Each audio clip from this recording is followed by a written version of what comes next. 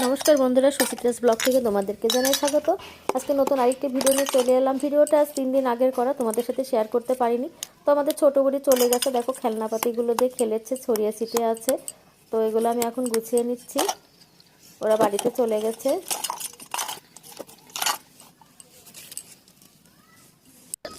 ছোট বুড়ি দেখো খেলনাগুলো কোথায় কোথায় ছিটিয়ে ছড়িয়ে রেখেছে, খড়ি কাঠি এগুলো ছিটিয়ে রেখেছে, খেলনাগুলো ছড়িয়ে ছিটিয়ে রেখেছে। এখন এগুলো গুছিয়ে রাখছি। ভাইয়ের ছেলে ও মিলে খেলা করে আর ছিটাছিটি করে, তো এগুলো সব আমি এখন গুছিয়ে নিচ্ছি।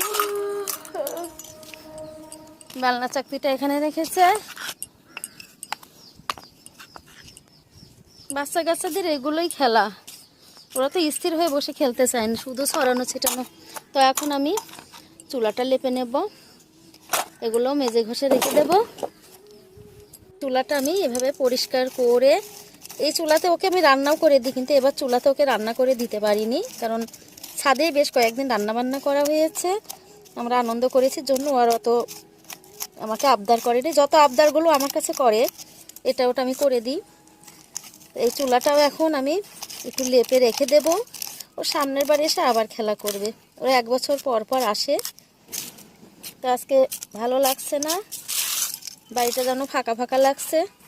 কয়দিন বেশ আনন্দও লাগলো।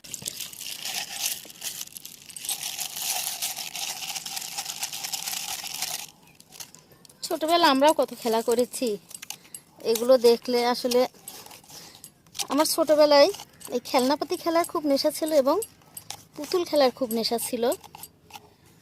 এখনকার বাচ্চারা এগুলো, এসবের নেশা ওদের নেই। এখনকার বাচ্চাদের নেশা কিন্তু বেশিরভাগ দেখো মোবাইলে।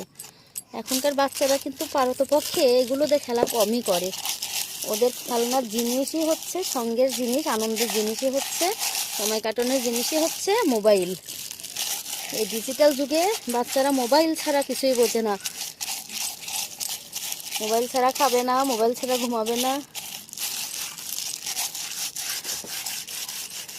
কৃত্রিম জীবনযাপন হয়ে গেছে। তো এই স্মৃতিগুলো আসলে মনে পড়ে আমাদের, যে আমরা কিন্তু এগুলোই, আমরা পুতুল খেলেছি, খেলনাপাতি খেলেছি। তো আমি আমার বাড়িতে এলে এই বুড়িকে আমি মাঝে মাঝে এটা দিয়েই বসিয়ে দিও, বরং ও কিন্তু খেলা করে।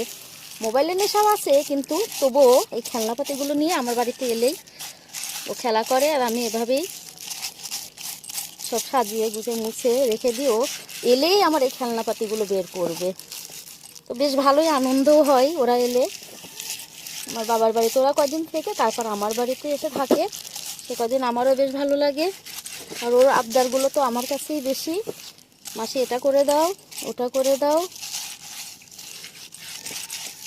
এসব আনন্দ তখনই হয় যদি কারোর বাচ্চাদের আবদারগুলো রাখতে পারলে কিন্তু নিজের মনের কাছেও ভালো লাগে।